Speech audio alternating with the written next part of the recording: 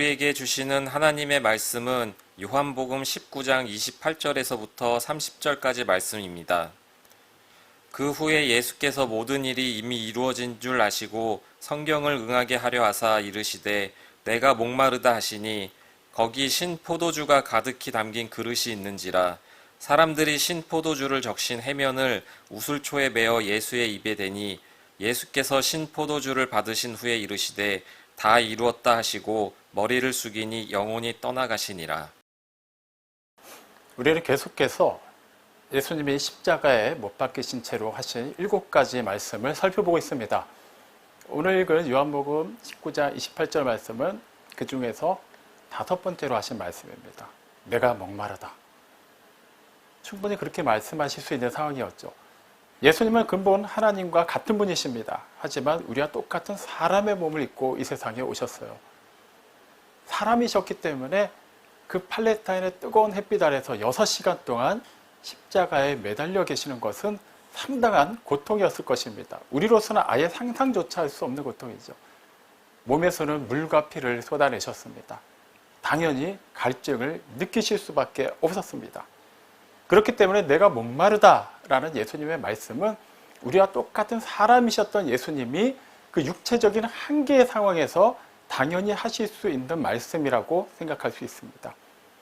하지만 예수님이 굳이 그 말씀하신 것, 그 짧은 말씀을 사도가 성경에 기록한 데는 분명히 이유가 있습니다. 요한복음 12장 49절에서 예수님이 하시는 모든 말씀은 자의로 하는 말이 아니라고 하셨어요. 무슨 말이냐 하면 예수님이 기분 내키는 대로 하신 말씀이 아니라는 의미죠. 나를 보내신 아버지께서 내게 이룰 말, 내가 해야 될 말을 다 명령하셨다라고 말씀하셨습니다. 즉 예수님이 이 세상에 계시는 동안에 하신 모든 말씀은 이미 하나님께서 명령하신 말씀이라는 거예요. 예수님이 곧 성자 하나님이시기 때문에 그분의 말씀이 곧 하나님의 말씀이기도 하거니와 그분은 이 세상에 오실 때부터 하나님 아버지의 뜻을 따라 오셨죠. 오신 것까지만 하나님의 뜻을 따르셨고 그 다음부터는 예수님이 마음대로 사신 게 아닙니다. 예수님의 모든 숨쉬는 순간순간은 다 하나님께서 이미 예정하시고 예수님을 통해서 이루시고자 하는 일, 예수님께 이미 일러주신 일들의 연속이었던 것이죠. 그렇기 때문에 귀신을 쫓아내고 병자들을 고치고 온갖 기적을 행하시면서 말씀을 전하실 때뿐만 아니라 십자가에 못 박히신 채로 고통 가운데 하셨던 힘겹게 전하셨던 말씀 역시 그냥 사람으로서 하신 말씀이 아니라 그 모든 이면에는 하나님의 뜻이 담겨 있다는 것을 알아야만 합니다. 그런 맥락에서 보면 내가 목마르다라는 이 짧은 말씀 속에도 놀라운 의미가 담겨 있다는 것을 알 수 있겠죠. 그럼 우리는 먼저 예수님이 왜 목마르셔야만 했는지를 살펴봐야만 합니다. 지금 예수님이 왜 목말라 하고 계신가요? 단순합니다. 십자가에 못 박혀 계시기 때문이에요. 이미 앞서 설명드린 것처럼 몸에서 물과 피가 계속 빠져나갑니다. 그늘진 곳이 아니에요. 팔레타인의 그 장렬하는 태양빛을 6시간 동안 온전히 다 받아내고 계셨습니다. 몸에 옷 하나 걸치지 않으셨죠. 계속해서 물이 빠져나가고 탈수 증세가 일어납니다. 그러니까 목이 마르신 거예요. 그러면 예수님은 왜 십자가에 못 박히셨나요? 예수님의 좌우편으로도 2명의 죄수가 십자가에 못 박혀 있었어요. 그들은 분명한 이유가 있었습니다. 십자가에 못 박힐 만큼 흉악한 범죄를 저질렀기 때문이에요. 그들도 목말라 하고 있었을 거예요. 하지만 그들은 당연히 죄값을 치르고 있는 겁니다. 누구를 원망할 수도 없고 그냥 크게 긍휼히 여길 만한 사람들도 아니었어요. 하지만 예수님은 다릅니다. 아무 죄가 없으신 분이죠. 심지어 예수님을 십자가에 못 박으라고 선고한 빌라도조차 예수님에게서는 사실 십자가에 못 박을 만한 어떠한 혐의점도 찾지 못했습니다. 그런데 예수님이 아무 죄가 없이 십자가에 못 박히셨어요. 그렇기 때문에 목마르신 거예요. 원래대로 예수님이 무죄가 판명되고 그냥 빌라도의 법정에서 풀려나셨다면 굳이 예수님은 그렇게 고통 가운데 돌아가실 일도 없고 목마르실 일도 없었겠죠. 원래 그 자리에는 바라바가 매달려 있어야만 했어요. 그리고 더 나아가서는 원래 그 죄값을 치르는 현장에는 우리가 매달려 있어야만 합니다. 다시 말하면 예수님은 우리 때문에 우리를 구원하시기 위해 십자가에 매달리셨고 우리 때문에 목말라 하셨던 거예요. 그나마 좀 완곡하게 표현하자면 우리를 대신해서 목마르셨던 것이죠. 이것을 좀 더 쉽게 이해하기 위해서는 요한복음 19장 28절 말씀을 전체를 살펴봐야만 합니다. 거기서는 단지 내가 목마르다라고만 기록되어 있지 않아요. 그 후에 예수께서 모든 일이 이루어진 것을 아시고 성경을 응하게 하려 하사 내가 목마르다 하시니, 예수님은 단지 6시간 동안 십자가에 매달려 계시는 동안 극도의 갈증을 느끼셔서 내가 너무 목이 마르다, 물이 마시고 싶다라고 탄식하신 게 아니에요.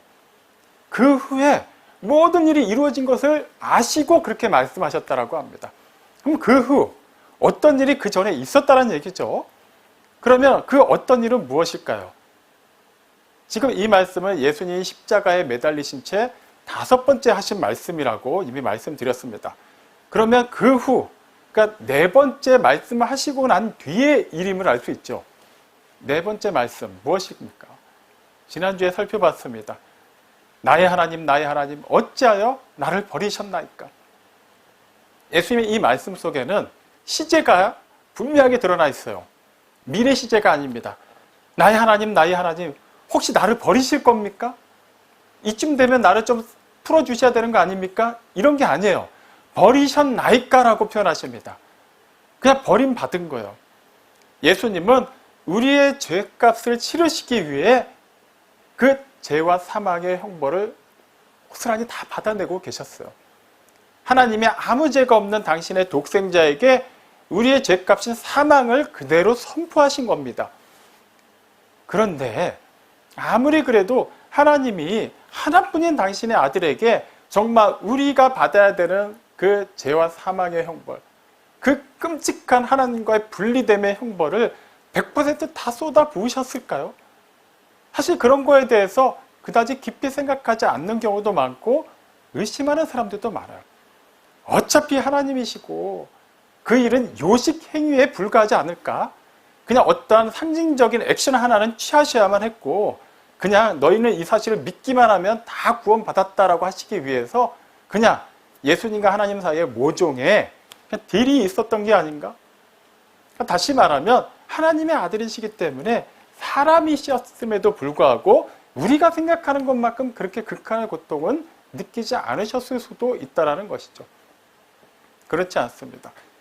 예수님이 나의 하나님 어찌하여 나를 버리셨나이까라고 하신 말씀은 시편 22편 1절 말씀을 인용한 거예요. 성경 말씀이 성취된다는 것을, 성경이 응한다는 것을 보여주시기 위함도 있지만 실제 버림받으셨기 때문에 그렇게 표현하신 거예요. 하나님은 당신의 아들을 십자가에 못 박으신 상태에서 당신의 공의, 즉 우리의 죄를 심판하셔야 되는 하나님의 그 진노를 어느 정도 이렇게 보여주시고 또 그 나머지 부분을 또 우리를 향한 사랑으로 채워주신 그런 분이 아니십니다. 100% 하나님의 진노를 쏟으셨어요.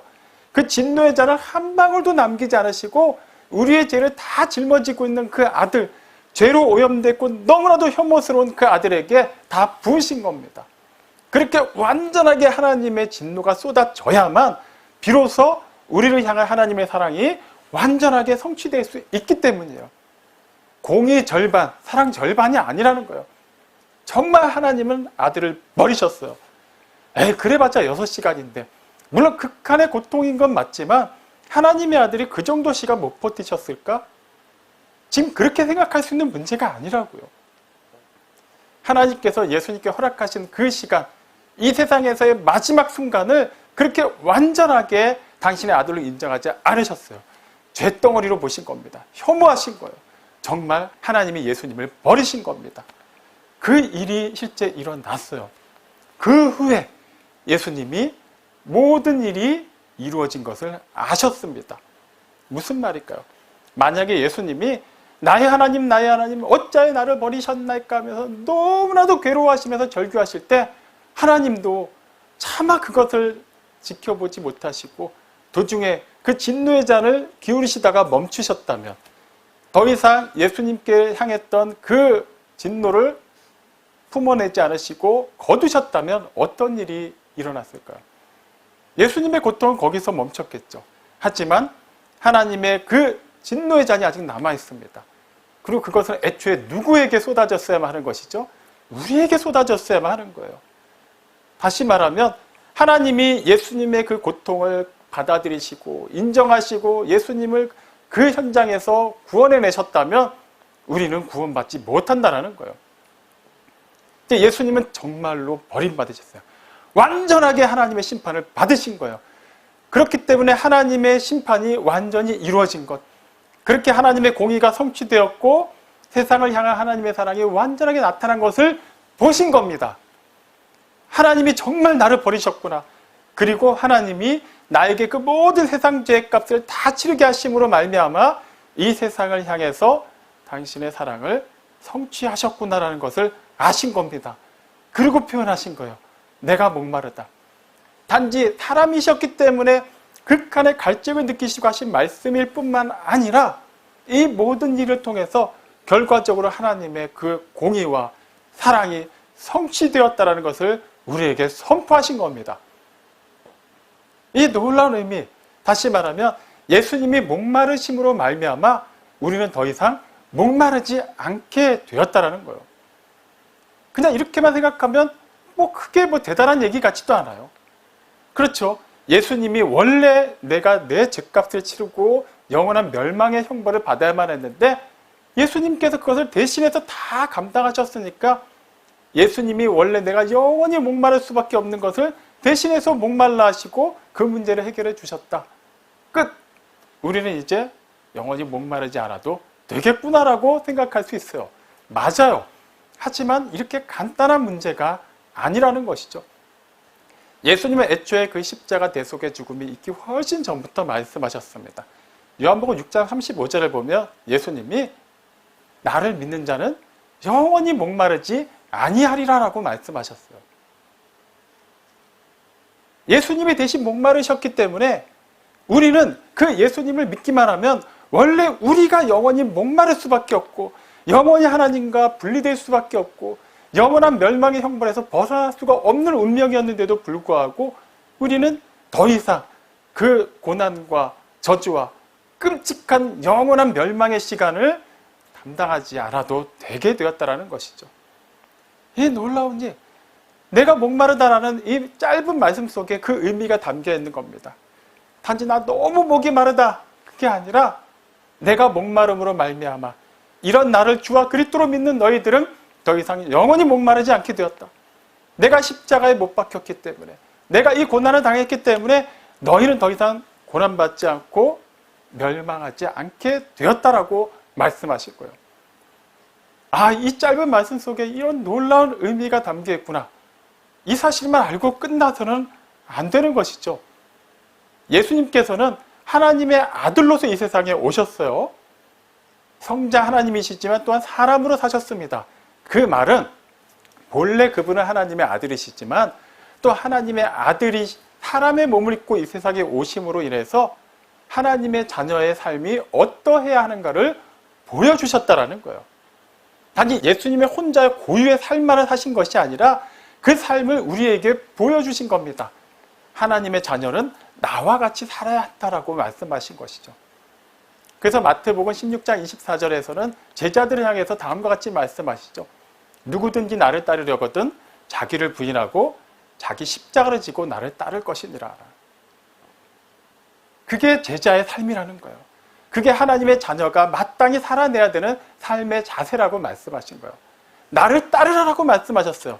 그냥 십자가를 지고 그 다음부터 너희가 편한 대로 가라가 아니에요. 예수님이 가신 그 길을 가야 된다는 거예요.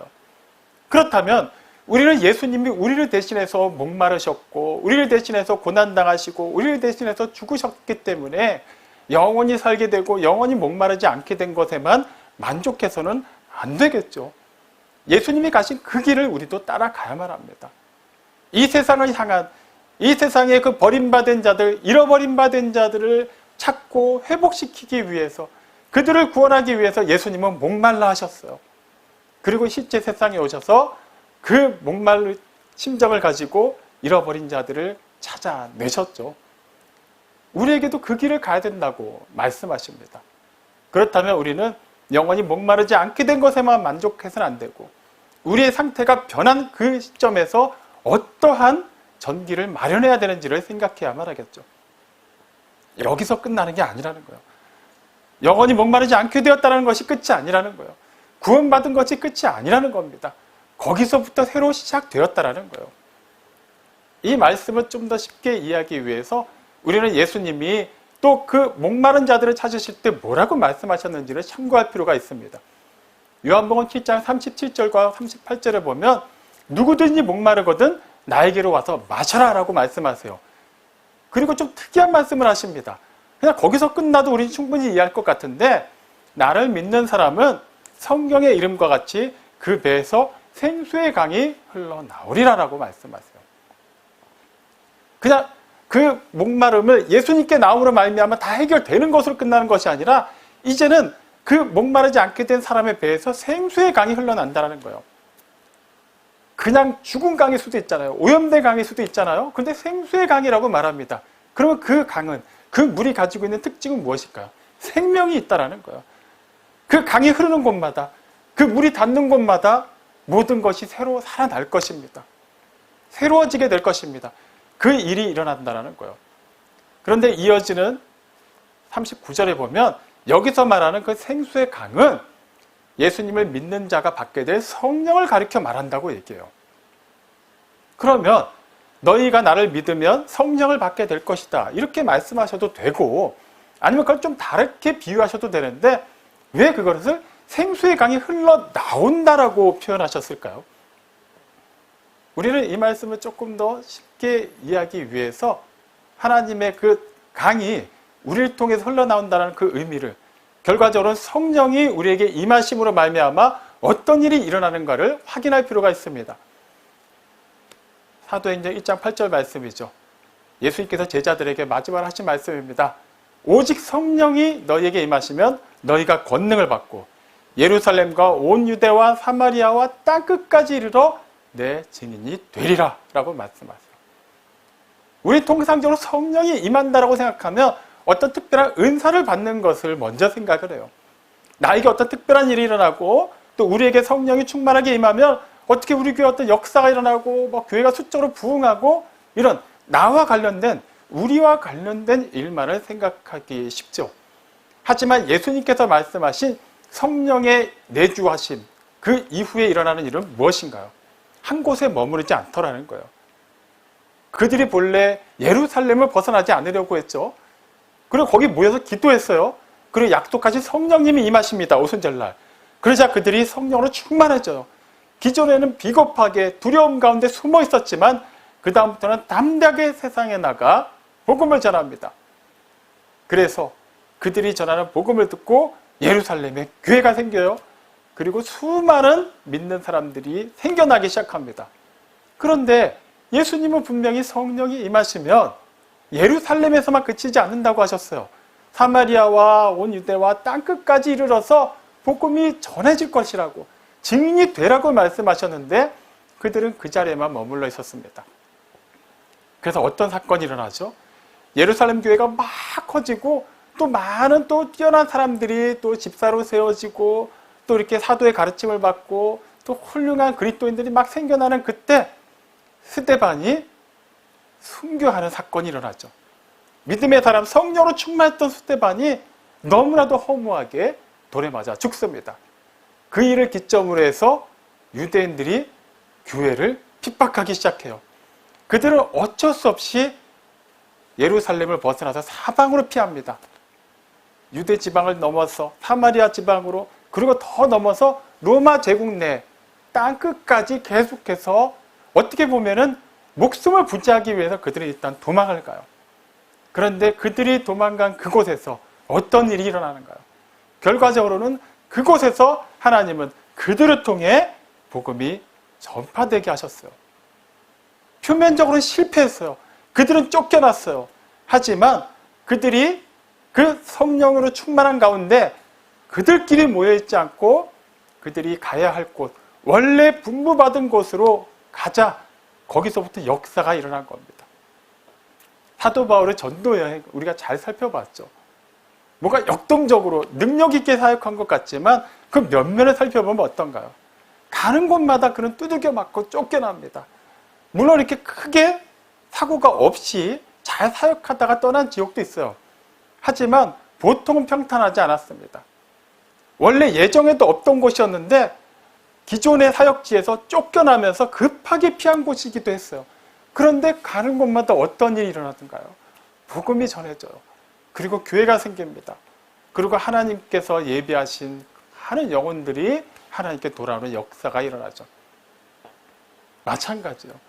우리가 목마르지 않게 되었다는 것, 영원히 목마르지 않게 되었다는 것은 단지 우리가 구원받았다는 의미로 그치지 않습니다. 이제는 예수님이 이 세상을 향해서 품으셨던 그 목마름이 우리를 통해서 세상에 흘러나가게 되어 있다는 거예요. 이것은 우리가 하는 게 아니에요. 사실 우리는 하나님의 말씀대로 살아야 됩니다. 하나님의 뜻을 따라 살아야 됩니다. 복음을 전해야 됩니다라는 얘기를 들을 때마다 많은 부담을 가지죠. 나는 사실 그럴 만한 능력도 없고 그렇게까지 하고 싶지는 않고 그냥 구원받은 것 정도로만 만족하고 살고 싶기 때문이에요. 이 정도 신앙생활 하면 된 것 같아요. 굳이 그 이상으로 뭔가를 할 필요까지는 없다고 여겨지죠. 그런 일 하라고 목사가 있고 전도사가 있고 선교사들이 있는데 나까지 그럴 필요가 있을까? 충분히 그렇게 생각할 수 있어요.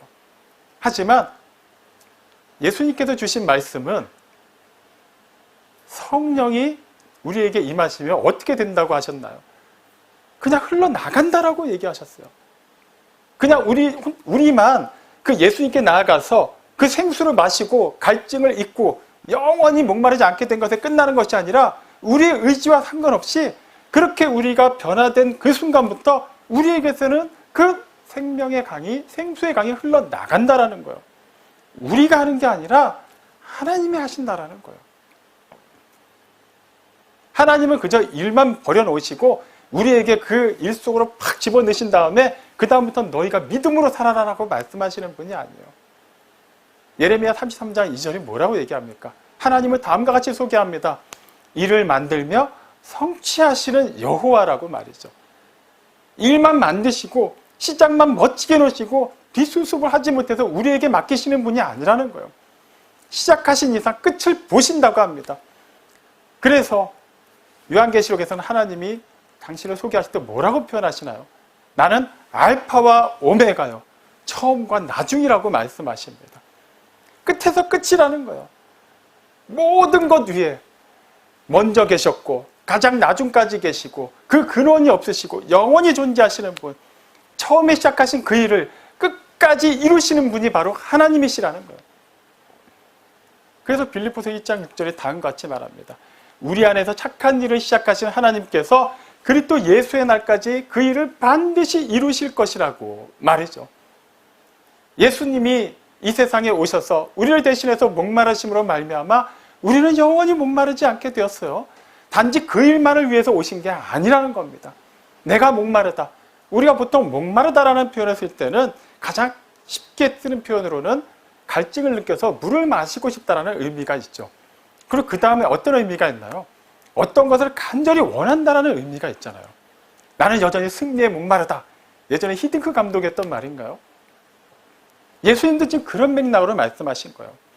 예수님이 그 당시 십자가에 매달리셔서 목마르신 것은 육체적인 한계로 인한 목마름도 있으셨지만 이미 성취되고 이루어진 하나님의 그 구속사에 대한 선포이기도 하셨어요. 그리고 장차 계속해서 이루어질 하나님의 그 구원 역사를 애타게 원하신다는 것을 표현하신 거예요. 될지 안 될지 모르겠는데 일단 원한다가 아니에요. 이미 처음과 나중이 되시는 분, 일을 만들며 성취하시는 그분은 그 끝을 다 알고 계십니다. 그렇기 때문에 제자들에게 뭐라고 말씀하시나요? 너희가 세상에서는 환난을 당하나 담대하라. 내가 세상을 이겼노라라고 말씀하신 겁니다. 그 과정에서 환난은 있을 수가 있는 거예요. 예수님도 지금 환난 가운데 계시잖아요. 하지만 그 궁극적인 결과를 아시고 그 너머에 있는 하나님의 영광을 보셨기 때문에 예수님은 견뎌내신 겁니다. 참아내신 거예요. 그것을 다 받아내신 겁니다. 그리고 우리에게 또 말씀하시는 거예요.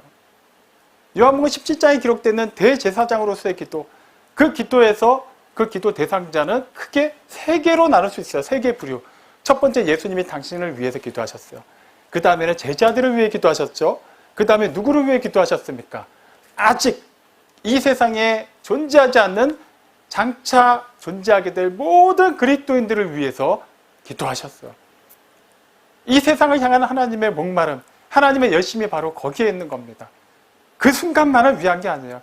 이미 그 영원의 모든 계획을 다 품고 계시기 때문에 그 계획 안에 있는 모든 이들을 위해 예수님은 목말라 하셨어요. 2000년 전 사건입니다. 당연히 우리는 존재하지도 않았어요. 대한민국이라는 나라도 없을 때입니다. 그때부터 이미 예수님은 우리 한 사람 한 사람을 위해서 기도하셨어요. 목말라 하셨어요. 그리고 우리로 하여금 영원히 목마르지 않도록 예배해 두신 것이죠. 그리고 그 다음에는 우리가 목마르지 않게 된 자로서 거기에 안주하지 않고 우리가 각자 주어진 삶을 살아내므로 우리 또한 그 목마른 심정을 가지고 이 세상 속에 들어가게 하셨습니다. 그러면 그냥 나는 목마르지 않게 되었고 나는 예수님께 속했으니 나는 그 믿음으로 살겠습니다. 그냥 그렇게만 생각하면은 우리 통해서도 그 생수의 강이 알아서 흘러가는 것일까요? 그렇지 않겠죠. 야고보서 2장 17절은 행함이 없는 믿음은 그 자체가 죽은 것이라고 말합니다. 정말 우리에게 믿음이 있다면 반드시 그 믿음은 행함으로 증명되어야 한다는 것이에요. 누차 말씀드렸으니까 더 이상 부연 설명하지 않겠습니다.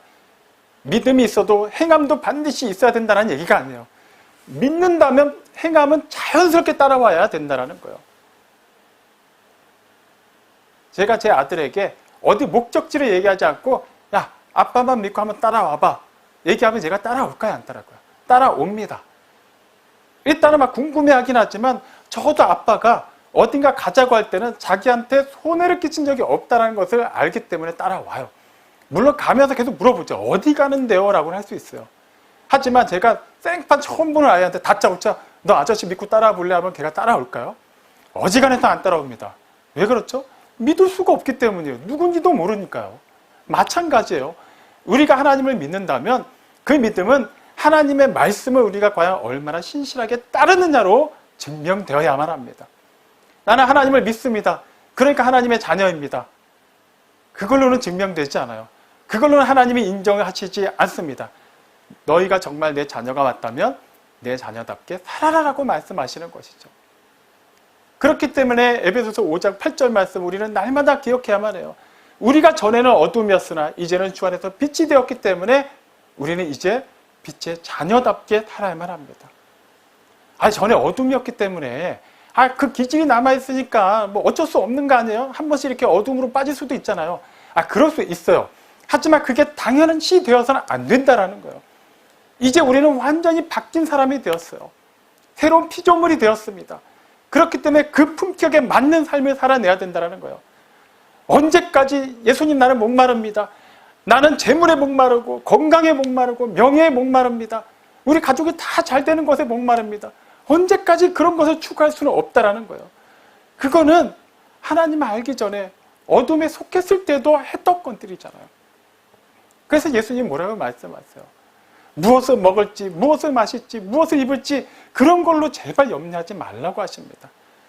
하나님께서 당신의 자녀에게 그 필요한 것 반드시 채워주신다. 그러니 먼저 그의 나라와 그의 의를 구하라고 말씀하신 거예요. 우리가 이제 목말라야 하는 것은 기존에 우리가 빛 가운데 속하기 이전에 어둠 속에서 구하던 것일 수는 없다라는 거예요. 그래도 여전히 나는 이게 끌리는데 어떡해요? 끌릴 수 있어요.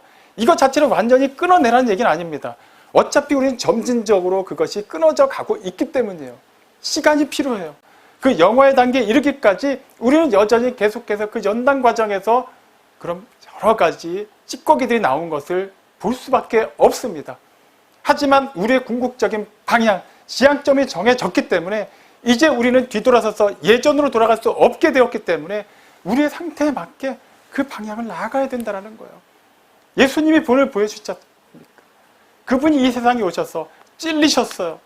상하셨어요. 징계를 받으셨고 채찍에 맞으셨죠. 돌아가셨어요. 그 자체가 우리의 구원과 무슨 상관이 있을까요? 그냥 고난당한 모습뿐이잖아요. 그런데 하나님이 일하셨어요.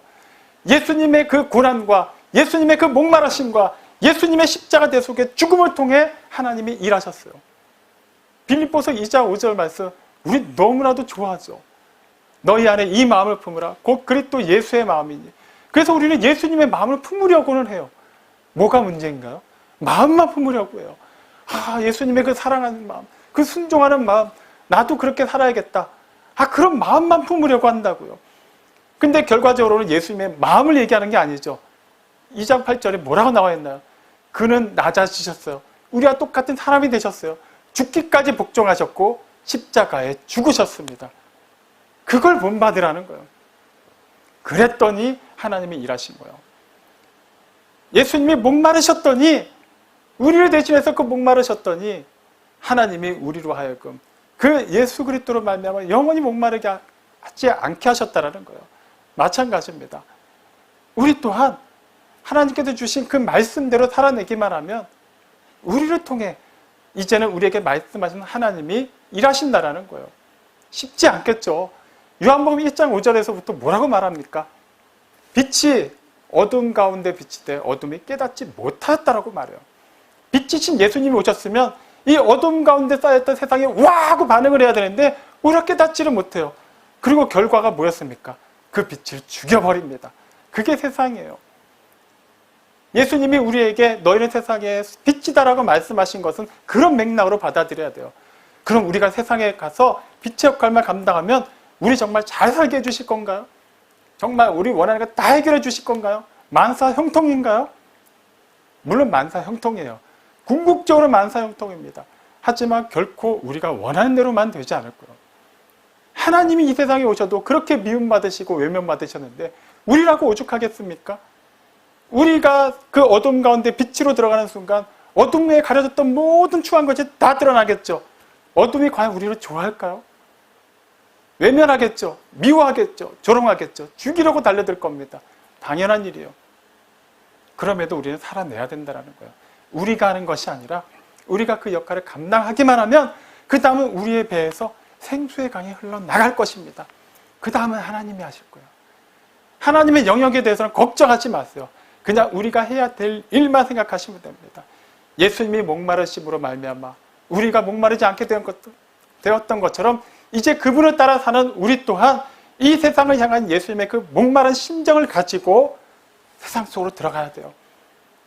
하나님께서 오늘도 이 예배 땅을 우리를 불러주셨죠. 이 예배에 충실하십시오. 그리고 예배를 마치고 나면 각 가정으로 보내실 겁니다. 그리고 일터로 보내실 것이고 여러 만남을 허락하시겠죠. 그 속에서 여러분이 해야 되는 그 일을 하시면 됩니다. 또 그들 바라보시면서 여러분 가운데 일어나는 그 목마름, 그것을 어떻게든 하나님의 말씀대로 해결해 나가십시오. 여러분이 해결하는 게 아니에요. 할 수 있는 데까지 사랑하시고 구제하시고 용서하시고 보듬어 주시고 함께 울어주시고 함께 웃어주시면 됩니다. 너무 거창한 것을 하려고 하지 마세요. 해야 될 일, 맡은 바 그 사명을 감당하십시오. 그렇다면 우리는 비록 연약할지라도, 우리는 비록 가난할지라도 우리를 통해서 하나님의 그 영원한 생명의 물이 흘러나갈 것입니다. 그리고 우리가 거하는 그 삶의 지경이 하나님의 은혜로 넓어질 것이고 결과적으로는 하나님의 구원의 역사가 날마다 새롭게 퍼져나가는 것을 우리는 보게 될 것입니다. 이 놀라운 하나님의 은혜와 역사에 신실하게 믿음으로 목마른 심정으로 참여하여서 하나님의 기쁨이여 영광이 되는 우리 모두가 되기를 주님의 이름으로 축원합니다. 아멘.